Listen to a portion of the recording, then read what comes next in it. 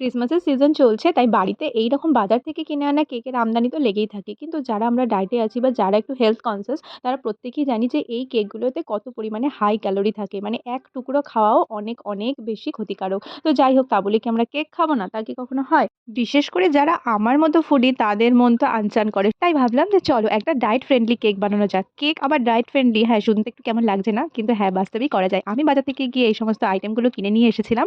যেগুলো একদম এসেনশিয়াল। টুটি ফুটিটা না দিলেও হয়, তাও আমি নিয়েছিলাম যাতে দেখতে ভালো লাগে। তারপর আমি নিয়েছিলাম চিনির পরিবর্তে বাতাসা। একটা ছোট বাটি নিয়েছিলাম। ওই বাটির মেজারমেন্টে আমি সবকিছু দেবো। ওই বাটির হাফ বাটি বাতাসা গুঁড়ো, 4 ভাগের 1 ভাগ তেল আর 1 বাটি আটা নিয়ে আমি ভালো করে আগে মেখে নিয়েছিলাম। আরো একটা কথা বলে রাখি, এটা আমি ফার্স্ট টাইম বেক করছি আর ফার্স্ট টাইমই এরকম এক্সপেরিমেন্ট করছিলাম। জানি না কেমন হবে, তার জন্য আমি তেলটাই দিয়েছি। কিন্তু নেক্সট টাইম আমি তেলের পরিবর্তে বাটারটা ইউজ করব। তোমরাও যারা হেলথ কনসিয়াস তারা বাটারটা ইউজ করো, কারণ তেলের থেকে এটা অনেক পরিমাণে বেটার। আমি অল্প, অল্প করে দুধ এড করছিলাম। তো দুধ এড করে বাটারটা আমি রেডি করলাম। তারপর কিছু টুটি ফ্রুটি আমি ময়দা মিশিয়ে ওর মধ্যে দিয়ে দিয়েছিলাম। আর যেগুলো লাগে vanilla essence, baking powder, baking soda এগুলো সব পরিমাণ মতো দিয়ে দিয়েছিলাম। আমি পরিমাণগুলো আর বলছি না, কারণ কেক তোমরা কম বেশি সবাই বানাও, তাই তোমরা সবাই জানো যে কতটা কি লাগে। তারপর কেকটা বানানো হওয়ার পর ঠিক এইরকম লাগছিল। দেখে দেখো, দেখে কতটা সুন্দর লাগছে। আর এত সুন্দর কালার এসেছে বাতাসা দেওয়ার জন্য।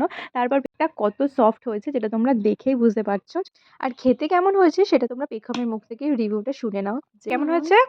কেমন নয়, নরম তুলতুলে কেকটা। তুতুরে, নরম তুতুরে বাবা। এটাতেও কেক, এটাতেও নরম তুলতুলে, আর এটাতেও দেখো।